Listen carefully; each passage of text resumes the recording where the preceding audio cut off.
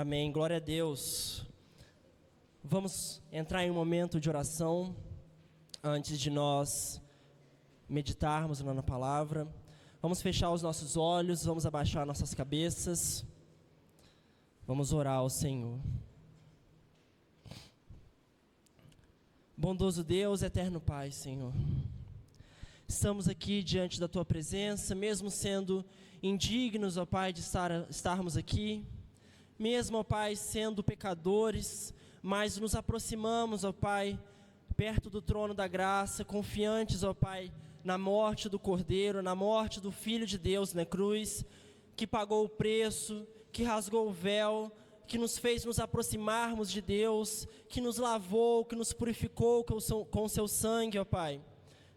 Por isso nós estamos aqui, por isso nós estamos juntos como família de Deus. Apesar de várias igrejas aqui, denominações, somos uma família só, uma igreja em Cristo Jesus. E nós estamos aqui para te louvar, para te engrandecer, ó Pai. Nos perdoe por tudo, ó Pai, que fazemos de errado contra Ti, ó Pai. Todos os nossos pecados, limpa o nosso coração. Venha falar conosco agora, através da Tua palavra. Enche os nossos corações de alegria da Tua presença. Que nós possamos estar aqui alegres, animados, empolgados por estarmos ouvindo a palavra do Senhor, por estarmos reunidos com a igreja de Cristo, para aprender um pouco mais daquilo que o Senhor quer nos ensinar, da Tua vontade, e que nós possamos sair daqui também entusiasmados a aplicar tudo aquilo que nós vamos aprender hoje, a não esquecer durante a semana e nem sequer um dia de nossas vidas, ó Pai, que venhamos esquecer do Teu Evangelho, da Tua palavra, ó Pai. Abençoe cada vida aqui. Obrigado porque o Senhor trouxe cada um em segurança. E seja também com cada um na hora da volta, ó Pai. Que o Senhor possa estar com cada um aqui hoje. E o Senhor possa estar aqui comigo, apesar de eu não merecer, apesar de eu ser um pecador miserável, mas que o Senhor possa estar usando a minha vida, para que todos nós juntos hoje possamos crescer um pouco mais na Tua palavra, ó Pai. Abençoe agora esse momento de meditação, nas Tuas Escrituras, que nós possamos entender e que o Teu Santo Espírito venha trazer a palavra do nosso ouvido até o nosso coração, Pai. Em nome de Jesus Cristo, lhe faço essa oração. Amém. Vamos abrir novamente nossas Bíblias na passagem que lemos no começo, Romanos capítulo 1, verso 17. Abra sua Bíblia na carta aos Romanos, o capítulo 1, verso 17, mais uma vez.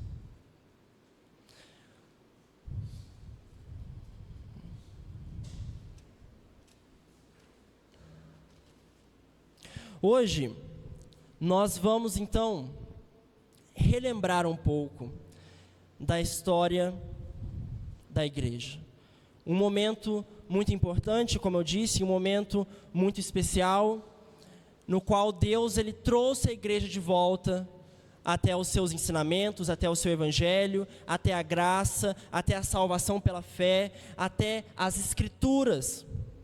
Pois nós estamos falando de um tempo, para podermos aqui relembrar um pouco, de 506 anos atrás, aonde a igreja da Assembleia ainda não existia, a igreja batista ainda também não existia, né? A igreja batista vai surgir ali no século XVII, a Igreja da Assembleia em 1906, então ali em 1517, que foi realmente o estopim da Reforma, ainda não existiam essas igrejas e nem outras denominações que conhecemos, como a presbiteriana ou como qualquer outra igreja, denominação que você possa lembrar. Existia uma igreja, Igreja Católica Apostólica Romana, e ela reinava ali, ela imperava, e aquilo que ela falava, as pessoas acreditavam.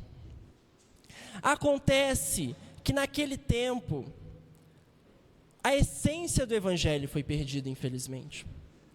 As pessoas não ouviam falar sobre uma salvação pela graça. Não ouviam falar sobre uma salvação na qual você apenas tinha que ter fé em Jesus Cristo e você estaria salvo.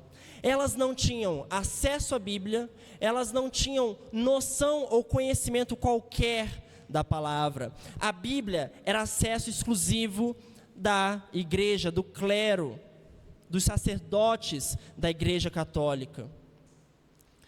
E ali, se você quisesse ir a um culto, você até podia. Só que adivinha, naquela época você iria num culto no qual você iria ouvir a pregação ou a leitura bíblica em latim. Latim, uma língua que eles não falavam mais, uma língua já morta. Então não adiantava muito, eles não entendiam, eles não tinham conhecimento. Não é igual hoje, que nós temos a Bíblia. Eu posso abrir aqui, você pode ir na sua igreja, você pode vir na nossa. A gente pode entender a passagem, a gente pode compreender e estudá-la livremente. A gente pode ter a Bíblia em casa e estudar. Não, era uma época diferente. Uma época onde as pessoas não tinham acesso a isso. E por que é importante lembrar disso? Mas não é algo que já passou? A gente não vive mais em 1500. Nós não estamos mais naquela época. Nós não enfrentamos esses desafios que eles enfrentaram. A gente já está em 2023, já é 2024. Por quê? Eu vou lembrar da Reforma Protestante depois de 506 anos. Não é algo que já é para ser esquecido? Alguns podem pensar assim, ou pelo menos, se não pensam assim, pelo menos questionar. E é realmente um questionamento correto de se ter. É bom pensar assim e questionar. Nós entendemos o seguinte: nós entendemos que eu e você, nós possuímos uma fé na qual a gente não está solto no espaço-tempo. Sabe, imagina o espaço, né? Que quem sabe no futuro teremos oportunidade de visitar com as visitas que estão sendo feitas pelo Elon Musk, né? Pensa no espaço onde não há gravidade nenhuma. Você não está preso a nada. Você está solto. Suponha que você está no espaço agora. Óbvio, com um traje, né, para você poder respirar. Mas você está solto. Não está preso a nada, não está amarrado a nenhuma nave. Não tem nada para a direita, não tem nada para a esquerda, nada em cima, nada embaixo. E você está lá, flutuando, solto. Muitos de nós vemos a nossa fé dessa forma, como se nós estivéssemos na nossa fé soltos. Nada aconteceu para trás, nada vai acontecer para frente, não tem nenhuma outra coisa que eu devo me importar, somente no dia de hoje, e eu ir na minha igreja, e pronto, acabou. Mas não busca entender aquilo que aconteceu na história da igreja. Não busca entender o agir de Deus em momentos cruciais, onde a igreja precisou e Deus estava lá para orientar e levar a igreja de novo para a palavra. Isso é prometido em João. O Espírito Santo sempre iria guiar a igreja até a verdade. E é assim que ele tem feito em 2000 anos. Então nós estamos aqui hoje para vermos que nossa fé não é uma fé solta no espaço-tempo. Você não está solto no espaço, vagando por aí, indo lá com um foguete do Elon Musk. Você está preso a uma fé sólida, concreta, baseada numa escritura e numa história da igreja que já tem mais de 2000 anos, onde Deus agiu de várias formas, de várias maneiras, através de várias pessoas. Para estarmos aqui, muito aconteceu lá atrás. Muito sangue foi derramado na época dos mártires. Muito estudo foi feito pelos pais da igreja a respeito da Bíblia. Muitos concílios, muitos debates, muitas heresias foram combatidas para hoje nós estarmos aqui sentados com nossa Bíblia e até a Bíblia de estudo comentada para poder entender a palavra de Deus. Então a gente está preso nessa fé, irmão. A sua fé não é uma fé solta no espaço-tempo, uma fé presa, sólida, numa história de mais de 2000 anos. E Deus tem agido em cada um desses 2000 anos. E Deus agiu na Reforma Protestante. Deus usou homens naquela época que se levantaram para resgatar o ensino bíblico, o ensino do Evangelho verdadeiro. Homens que se dedicaram, homens que foram até mortos para hoje nós podermos estar aqui falando que a salvação é pela graça, é pela fé, e a salvação nós encontramos aqui, nós aprendemos aqui na Bíblia, e é uma salvação que é somente para a glória de Deus em Cristo Jesus. Então, não é algo que a gente deve pensar, isso já aconteceu, acabou. Não, nós devemos lembrar todos os anos, e lembrar e agradecer a Deus, louvar a Deus, e não somente lembrar do ocorrido, mas lembrar das verdades defendidas e colocar isso firmemente no nosso coração. É por isso que estamos aqui hoje. Não é apenas para celebrar uma data por celebrar, mas é para lembrar o agir de Deus na história da nossa igreja. O agir de Deus no povo dele. E as verdades bíblicas que jamais devem ser esquecidas e colocá-las aqui. É por isso que estamos aqui hoje. Então, por isso que é importante lembrar da Reforma Protestante. Eu lembro até do povo judeu. O povo judeu, eles amavam fazer isso, né? Eles, geralmente, sempre quando acontecia alguma coisa, algum evento, onde Deus agiu, onde Deus ele protegeu o povo, Deus salvou o povo de alguma coisa, eles marcavam um feriado para poder lembrar. Eu lembro muito de Esther, né, quando eles foram libertos ali de Amã, e eles marcaram como se fosse um feriado nacional, para lembrar sempre aquilo que aconteceu. Então, é algo semelhante assim. Então, nós nunca devemos esquecer da Reforma Protestante, não porque é uma tradição, não porque é uma coisa, uma data religiosa por si, mas porque é o agir de Deus na história do nosso povo. Amém? Nós, então, nos encontramos naquela época onde a Igreja Católica imperava, e nós vemos uma igreja na qual não pregava o Evangelho verdadeiro. Uma igreja na qual chegava até mesmo vender a salvação por moedas. Né? As famosas indulgências, né? As pessoas costumam aprender isso na escola. Né? Então, o que eles faziam? Vendiam pedacinhos do céu a troco de dinheiro. Eles tinham até um slogan de marketing.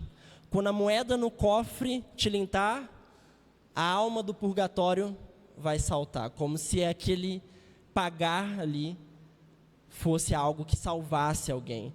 Esqueciam de Cristo totalmente. Esqueciam do sacrifício. Esqueciam que o preço era pago na cruz e não através de dinheiro.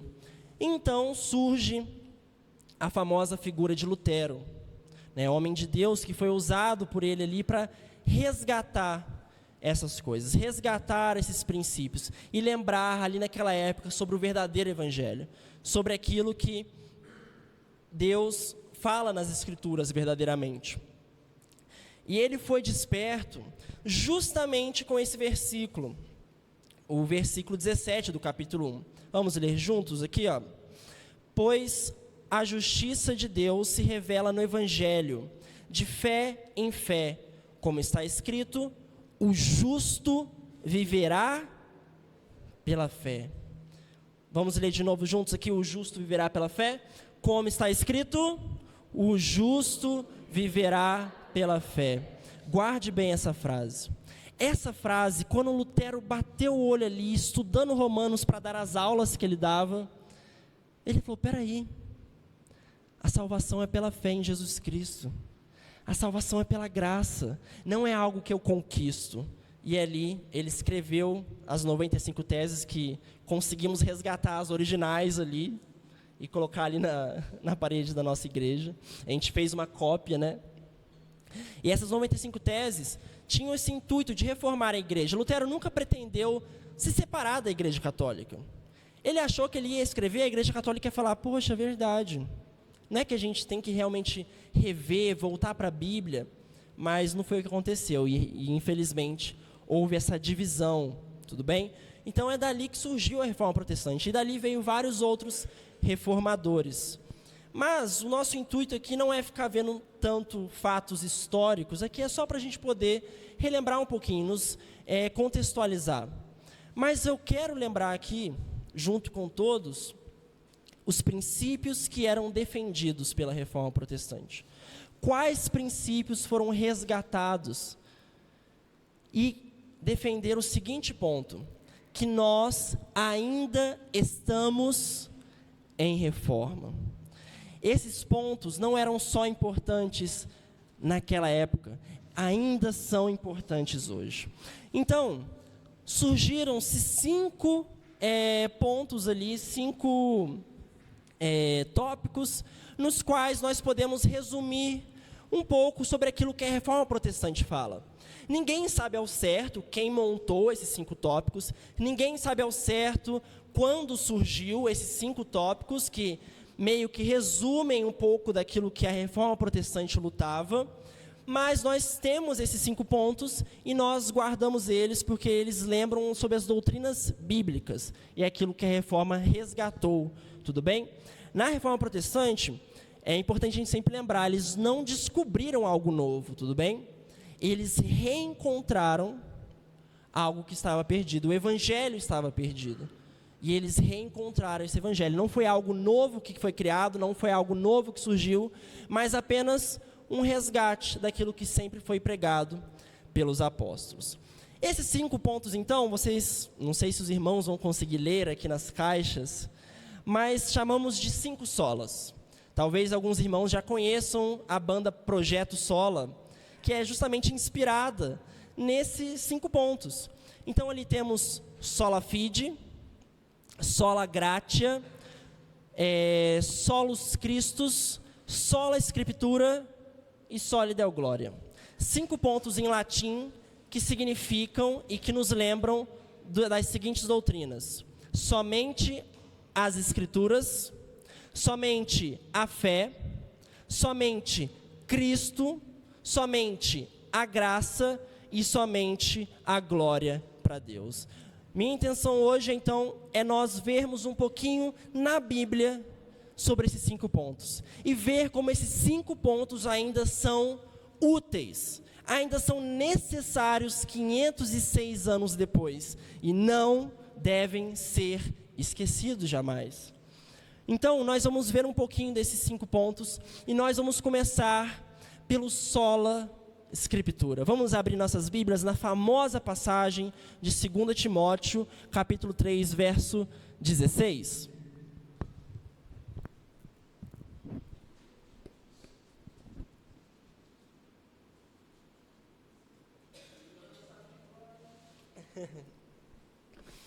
Ele decorou mesmo.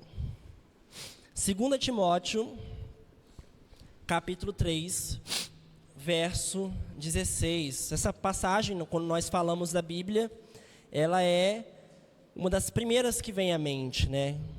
Junto com outras, como o Salmo 119, como Hebreus 4:12. Mas 2 Timóteo 3,16 provavelmente é aquela que primeiro salta em nossas cabeças, né? Quando nós pensamos na Bíblia e sobre alguma passagem que vá falar sobre a Bíblia. Ela diz assim: toda a Escritura é divinamente inspirada e proveitosa para ensinar, para repreender, para corrigir, para instruir em justiça. O verso 17 também: a fim de que o homem de Deus tenha capacidade e pleno preparo para realizar toda boa obra. Então, numa época onde as pessoas não tinham acesso à Bíblia, os cultos eram feitos em latim, de modo que ninguém conseguia entender aquilo que era pregado, aquilo que era lido, ninguém tinha acesso. A Reforma vem e ela relembra esse ponto fundamental: sola Escritura, somente a Escritura, somente a Bíblia, somente a Palavra de Deus. A Bíblia fala sobre si mesma como divinamente inspirada. Ou seja, a Bíblia, ela é palavra de Deus, do próprio Senhor do universo. Logo, é palavra dotada de toda autoridade, de todo poder, e ela é nossa nossa regra de fé e prática. Sem a Bíblia, é impossível ser cristão. Sem a Bíblia, é impossível entender a vontade de Deus. Então, Deus, ao agir através desses homens, traz a sua igreja mais uma vez para perto das Escrituras e fala: igreja, meu povo, fiquem fundamentados na palavra, Fiquem fundamentados na Escritura. Ela é a verdade, ela é a palavra que te purifica. E hoje não é diferente. Nós ainda precisamos nos fundamentar nas Escrituras. Talvez a gente não tenha a Igreja Católica como era antes, pregando em latim, impedindo das pessoas terem acesso à Bíblia. Mas, muitas vezes, dentro de nós mesmos, eu digo nós, protestantes, evangélicos, ouvimos mais a nossa opinião sobre os assuntos do que a Bíblia. O que você pensa sobre esse assunto, irmão? O que você pensa sobre esse problema, irmã? O que você pensa sobre tal coisa? Como devemos agir? Como devemos pensar? O irmão, a irmã prontamente se enche e fala: eu acho, na minha opinião, naquilo que eu penso.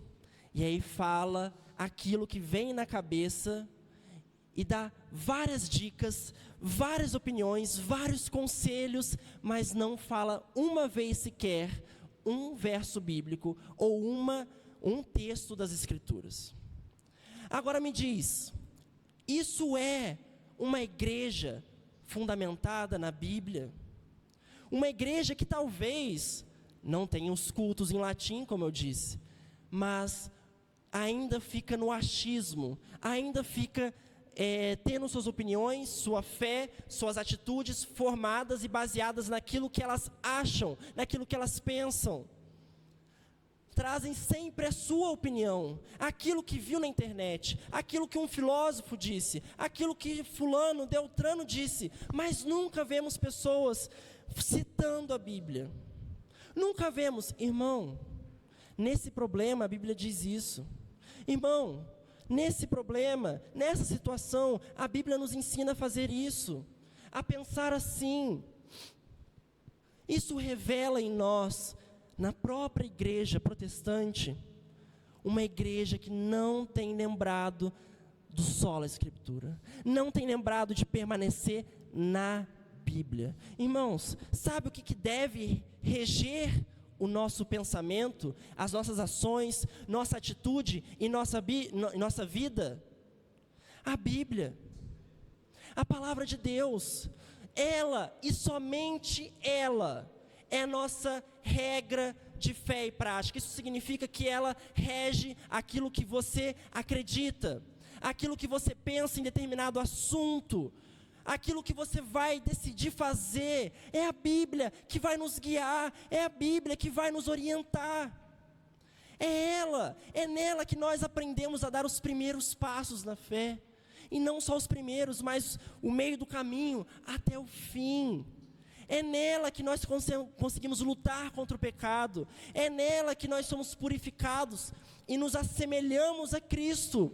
Mas muitas vezes nossas Bíblias têm estado empoeiradas, de modo que Charles Spurgeon até falava que muitos cristãos conseguem escrever condenação na poeira de suas Bíblias, porque não tocam nelas, porque não estudam elas. Agora, se nós não temos estudado a Bíblia, se nós não temos seguido a Bíblia e nos aprofundado, o que tem guiado nossas vidas? O que será que tem conduzido os nossos pensamentos, nossas ações e nossas opiniões? É a palavra de Deus, dotada de toda a autoridade do mundo, soberana, poderosa, ou o nosso achismo, ou nossa opinião? Por isso que talvez a gente não esteja na época da reforma, mas sempre estamos em reforma. Talvez não tenhamos os mesmos problemas que Lutero teve, mas ainda assim precisamos lembrar, todos os dias, é na Bíblia que minha vida é construída, é na palavra que minha vida é guiada, é aqui que eu aprendo a pensar e agir. Não no que eu acho, não no que eu penso. Para o cristão não há lugar para eu acho ou eu penso. Para o cristão devia ser a palavra diz.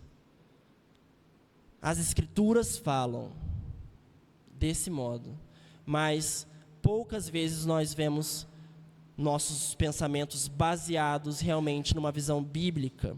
Temos outra passagem também, abra comigo em Hebreus 4:12. Hebreus capítulo 4, verso 12.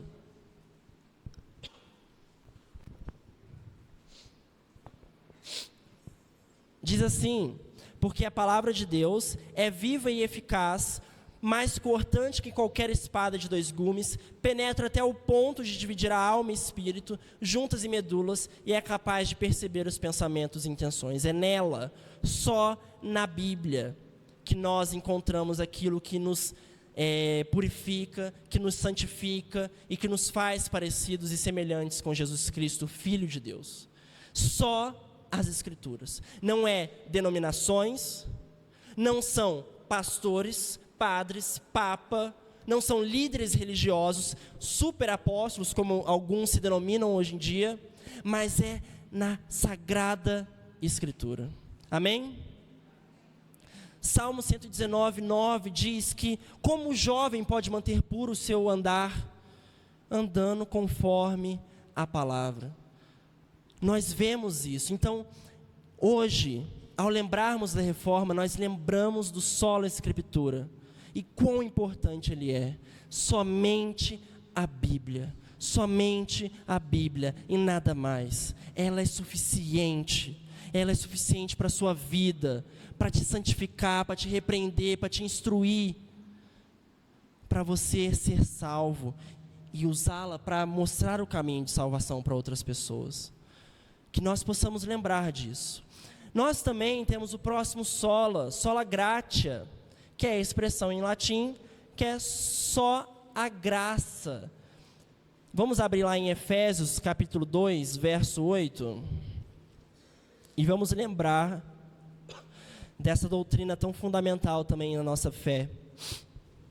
Diz assim, Efésios 2, 8, porque pela graça sois salvos, por meio da fé, e isso não vem de vós, é dom de Deus.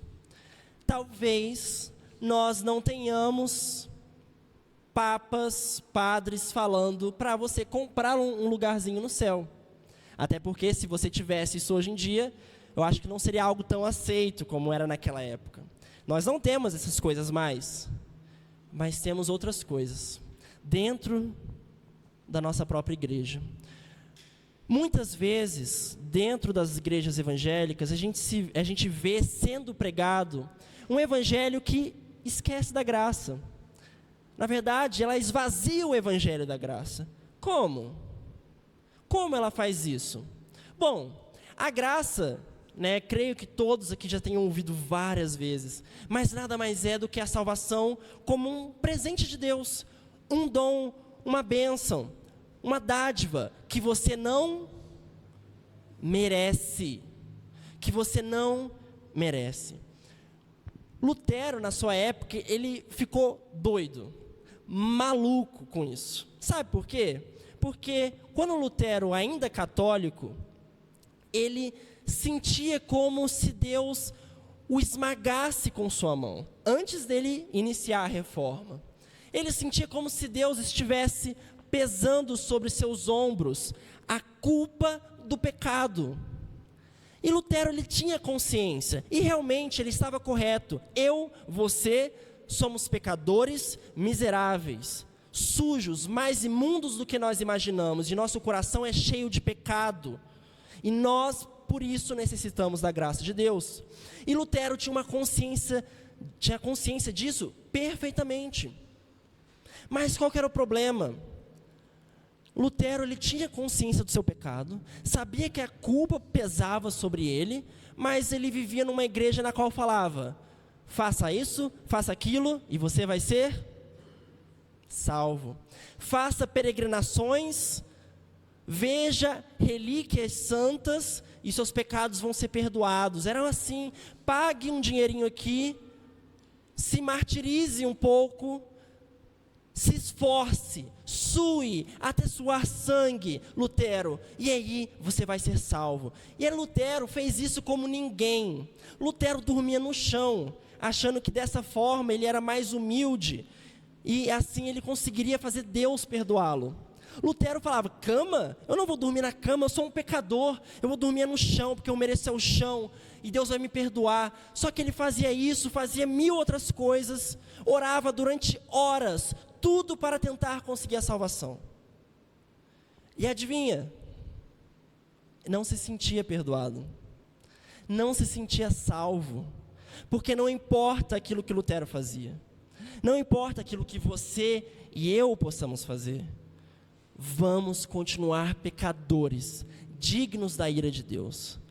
A salvação não é comprada, ela não é conquistada, ela não é merecida. A salvação é pela graça.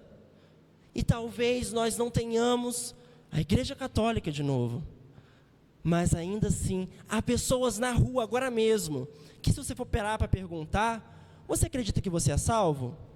Acredito. Por que você acredita que você é salvo?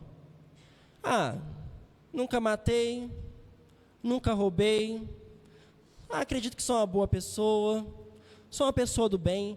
E não é 1, 2, 3, são milhares de pessoas que acreditam assim. Aí você vai ver, você frequenta alguma igreja? Frequento todo domingo, igreja XXX, igreja Y, e mesmo assim, ela acha que ela está indo para o céu, não por causa da graça de Jesus Cristo, mas por causa do esforço que ela faz. Agora eu te pergunto, há algum esforço nesse mundo que eu e você possamos fazer para tirar o pecado daqui de dentro? Nosso pecado, a Bíblia fala em Jeremias, que está escrito na tábua do nosso coração com ponta de diamante.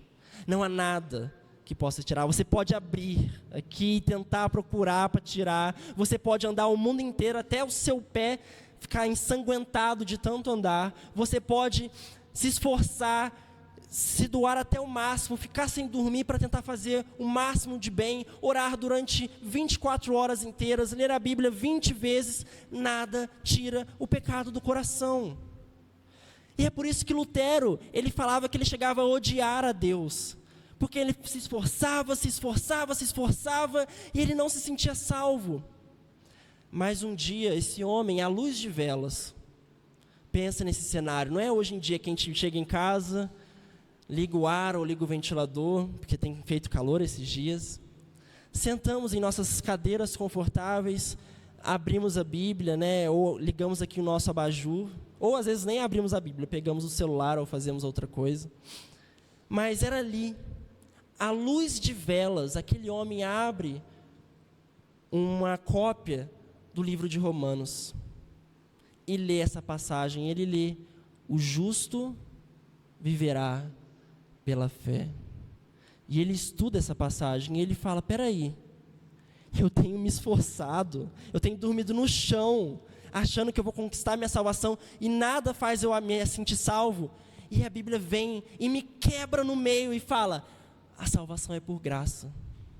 A salvação não é merecida, ela é um presente. Quem conquistou a salvação para você não foi você, foi Jesus na cruz.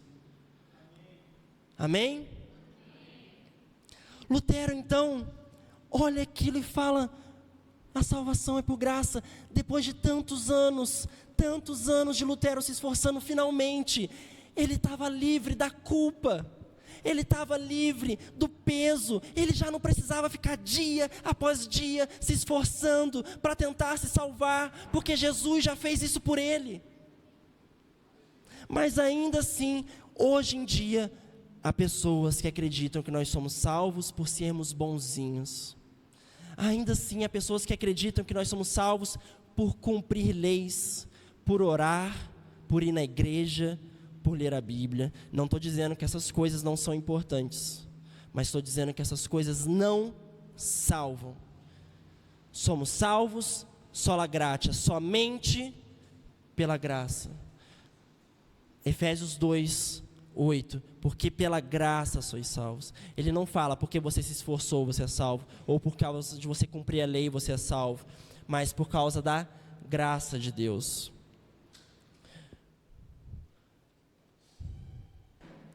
Temos também sola fide.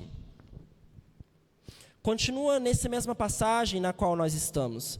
Diz assim, né? Porque pela graça somos salvos por meio da fé. Ou, como a passagem que Lutero leu à luz de velas, Romanos 1,17, que cita Abacuque, o justo viverá pela fé. Então, como nós somos salvos? Nós somos salvos justamente no momento em que nós temos fé em Jesus Cristo. Fé, e ali nós recebemos essa salvação pela graça. Vamos abrir em Romanos capítulo 5, verso 1. Romanos 5, verso 1.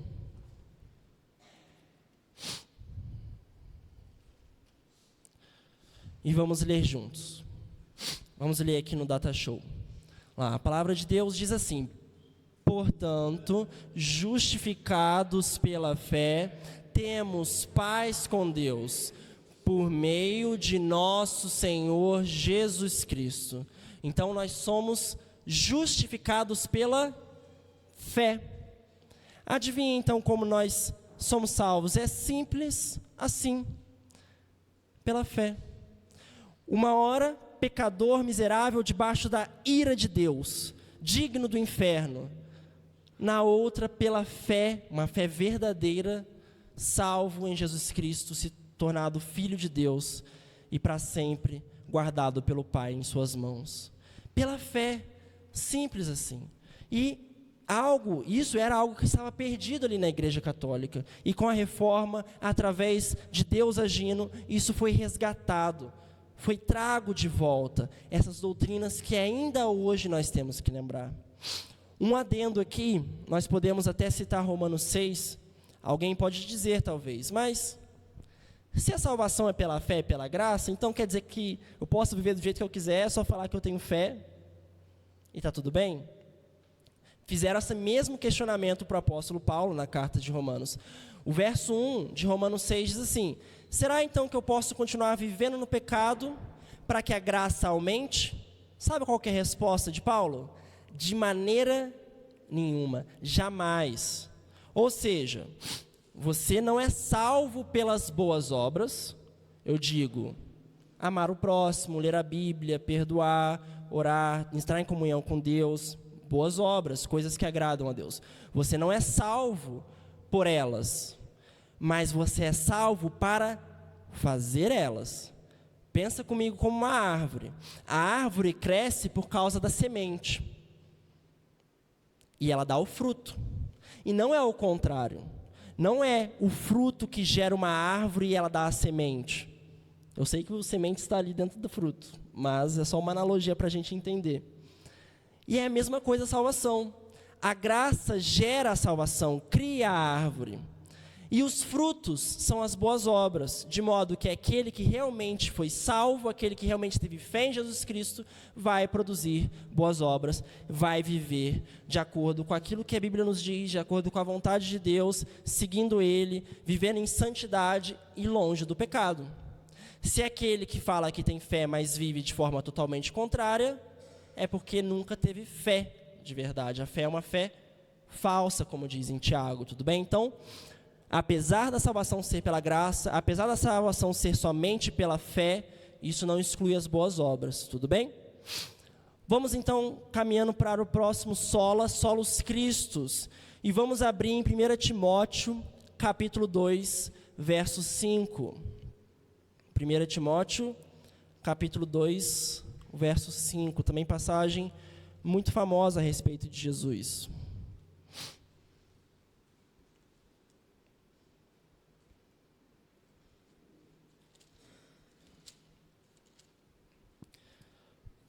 Diz o seguinte: porque há um só Deus e um só mediador entre Deus e os homens, Cristo Jesus, homem. Então não há outra pessoa, nem no céu, nem na terra, nem debaixo da terra, pela qual nós devamos ser salvos. Somente uma, Jesus Cristo. Não era o Papa, não é a Igreja Católica, não é outras denominações, mas uma pessoa. Esta pessoa que também é Deus, que é Jesus Cristo. Romanos 8:1.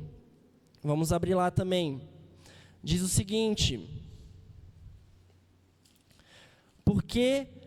portanto, agora já não há mais condenação para aqueles que estão em Cristo Jesus. Então, aqueles que estão em Cristo Jesus, não em outra pessoa qualquer, não numa igreja, não numa filosofia, mas numa pessoa que é o Filho de Deus.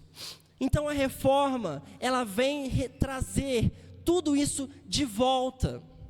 Coisas que nós não podemos esquecer. Sola Escritura, sola gratia, sola fide, solos Christus. Porque apesar de talvez em nossas igrejas não serem assim, muitas e muitas igrejas não pregam a palavra de Deus como aquilo que deve guiar a nossa vida. Muitas igrejas ainda não pregam a salvação pela graça.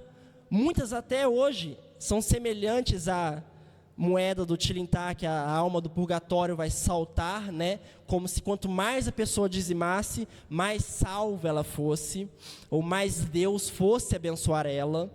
Então nós temos ainda situações que nós precisamos relembrar essas doutrinas, essas verdades bíblicas, e não esquecer elas. E por último, como você pode ver, é a maior caixa aqui, o soli deo gloria. Se a salvação é somente pela graça de Deus, somente pela fé em Jesus Cristo, não poderia ser diferente. A glória deve ser somente de Deus. Efésios 2:7. Vamos lá comigo em Efésios, verso 7.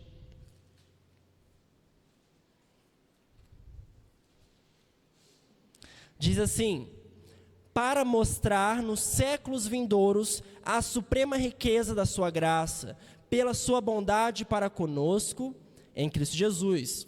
Vou repetir mais uma vez. Para, ou seja, com o objetivo de mostrar nos séculos vindouros. Mostrar o que nos séculos vindouros? A suprema riqueza da graça de Deus. Aqui é uma passagem onde Paulo fala um pouco a respeito da salvação, e ele traz aqui então o objetivo da salvação principal. E a salvação, ela é feita para a glória de Deus, para que no final dos tempos todo joelho se dobre e declare que Jesus Cristo é o Senhor, para a glória de Deus Pai.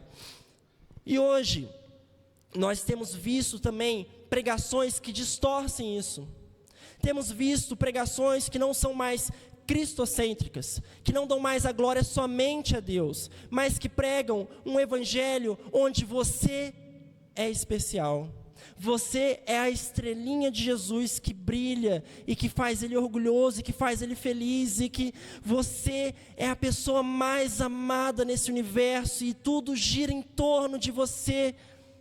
E a pessoa às vezes vai pregando e vai usando a Bíblia e se fala tanto você, e pouco fala de Deus, pouco fala da glória de Deus.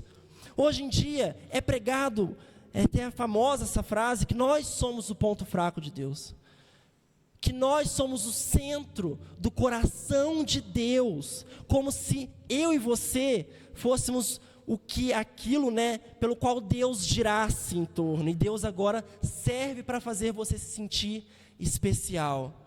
Não estou dizendo que você não é amado, que você não é salvo e que não é alvo do amor de Deus, mas eu estou dizendo que a glória não é nossa. O Evangelho não está ali para nos fazer sentirmos especiais ou melhores, ou mais raros que os outros, ou mais dignos, mais centro da atenção. O Evangelho está ali para te salvar, para te tirar da podridão do pecado e te levar para admirar a glória de Deus. Um Evangelho verdadeiro não deveria fazer o pecador se ajoelhar e falar: Deus, como o Senhor me acha especial. e agora eu me sinto em paz. O Evangelho devia fazer o pecador se ajoelhar e falar: Deus, eu era um miserável e o Senhor me salvou pela sua graça, e agora eu vou te glorificar, e somente o Senhor é digno de todo louvor. E agora eu vou te admirar, eu vou te engrandecer, e minha vida gira em torno de você, não importa mais eu. Não importa mais os meus sonhos, as coisas que eu quero, importa o Senhor. Importa dedicar a minha vida para o Senhor, viver os meus dias para o Senhor. Cada coisa, seja no comer, seja no beber, façamos para a glória de Deus, não para a nossa. Mas apesar de não estarmos em 500 anos atrás, muitas pregações que nós vemos pregações centradas no homem, centradas em nós, pregações que fazem as lágrimas descer, mas não porque vimos a glória de Deus, mas porque vimos a nossa própria glória, vimos como nós podemos ser maravilhosos, incríveis e especiais, e isso nos emociona, porque é isso que o nosso coração pecador quer ouvir. Então que nós possamos lembrar de soli deo glória, a glória é somente de Deus, Ele é digno de todo louvor e toda glória, não eu e não você. Você foi salvo ou salva para glorificar Ele, e a sua felicidade não está em se sentir especial, mas na glória dEle. Se Deus é glorificado, se Deus é engrandecido na minha vida, nada mais importa, eu estou feliz, porque é essa minha felicidade, é essa minha alegria. Mas encontramos irmãos, encontramos pregações na qual, se você passa por derrota, Deus vai te levantar e Ele tem que te levantar. Se você passa por tribulação, se você se sente menosprezado, Deus Ele vai agir porque Ele tem que agir, e você não pode ficar assim, porque você é especial. Mas não ouvimos pregações na qual, irmão, não importa se você esteja sofrendo, não importa se você esteja ali se sentindo menosprezado, se Deus está sendo glorificado através dessas coisas na sua vida, isso que é o importante. O resto, Deus vai cuidar. A Bíblia fala: buscar em primeiro lugar o reino de Deus, e todas as demais coisas serão acrescentadas. Não estou dizendo que Deus não vai cuidar de você, que Deus não se importa com você, ou que Deus não vai ali te amar, te consolar no sofrimento. Eu estou dizendo que mais importante que isso, mais importante do que nossas vidas, é Deus ser glorificado em nós. É a glória de Deus. Mais importante do que nós mesmos e nossos sonhos, é das pessoas verem a glória de Deus em nossos rostos. Olhar para nós e falar: nossa, aquela pessoa, toda vez que eu olho ela, toda vez que eu vejo ela agir, eu lembro de Deus. Me dá vontade de chegar mais perto de Deus, porque parece que é tão bom para ela. Ela pode estar no momento ruim, pode estar no momento bom, mas ela ama a Deus. Tudo bem? De novo eu repito, não estou dizendo que seus sofrimentos não importam para Deus, ou algo do tipo. Deus Ele vai cuidar de você, Ele te ama, você continua sendo filho dEle. Mas eu estou dizendo que a glória dEle é o que mais importa, é o que devia mais importar para nós. Vamos ler uma passagem para já chegarmos no fim. Romanos 11, verso 33 até o 36.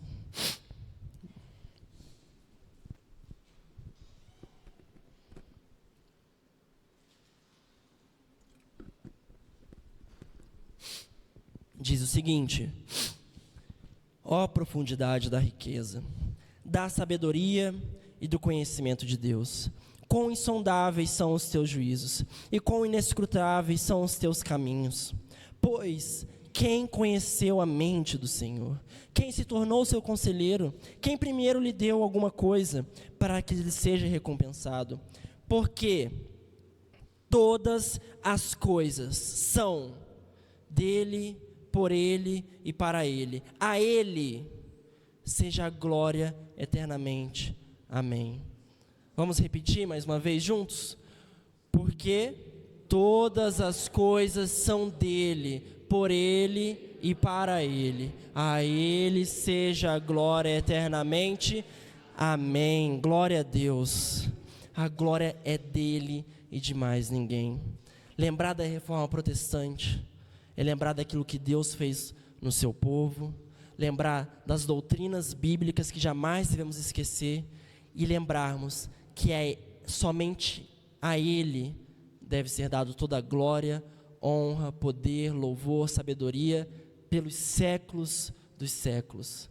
E quando nós, como crentes, finalmente entendermos isso, um banquete de alegria e felicidade será posto diante de nós, porque é na glória de Deus que há a verdadeira felicidade. É em olhar para Jesus Cristo e ver o quão Ele é belo, que verdadeiramente podemos ser felizes.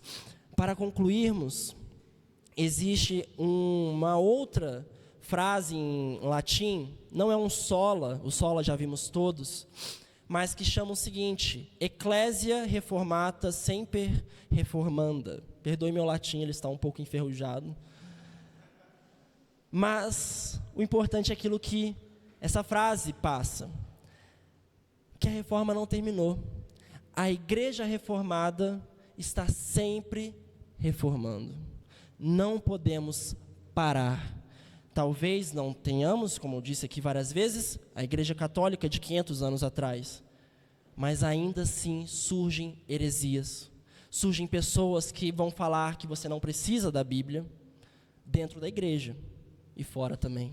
Surgem pessoas que vão falar que você pode achar aquilo que você achar e a Bíblia ali vai te ajudar um pouquinho.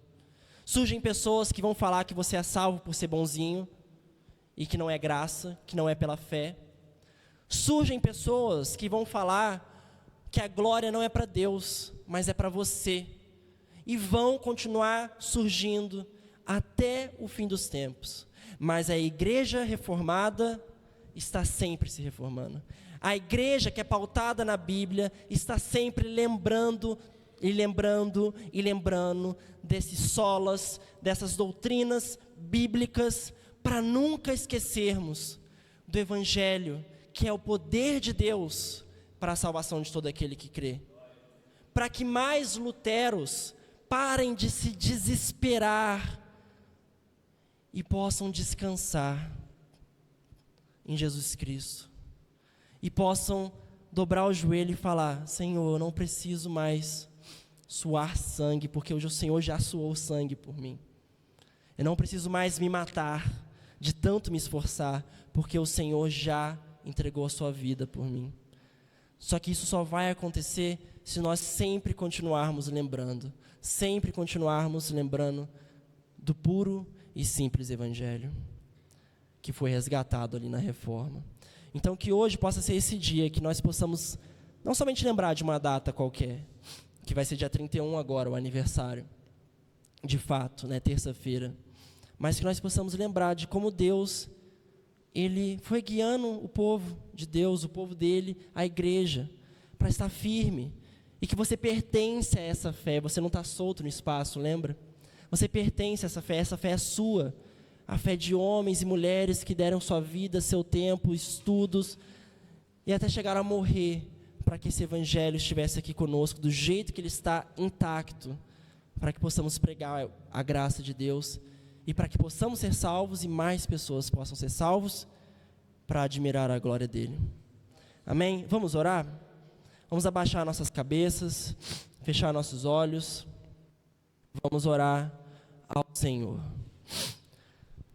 Bondoso Deus, eterno Pai, Senhor, muito obrigado porque o Senhor nos trouxe aqui neste sábado, Pai, que o Senhor aqui hoje nos relembrou sobre as doutrinas bíblicas da salvação, que é somente pela fé, somente pela graça, Pai, que é somente nas Escrituras que nós nos guiamos, que é somente em Jesus Cristo, Teu Filho amado, e que a glória é somente Tua.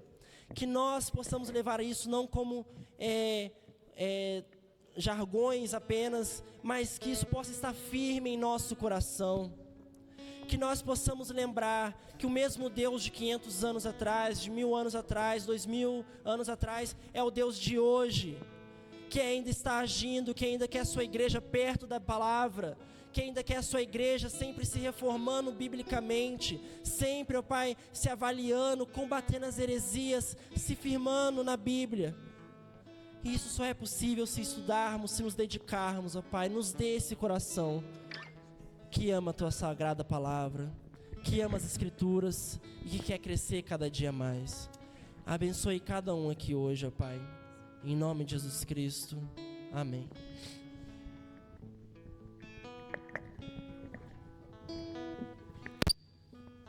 Eu geralmente, depois da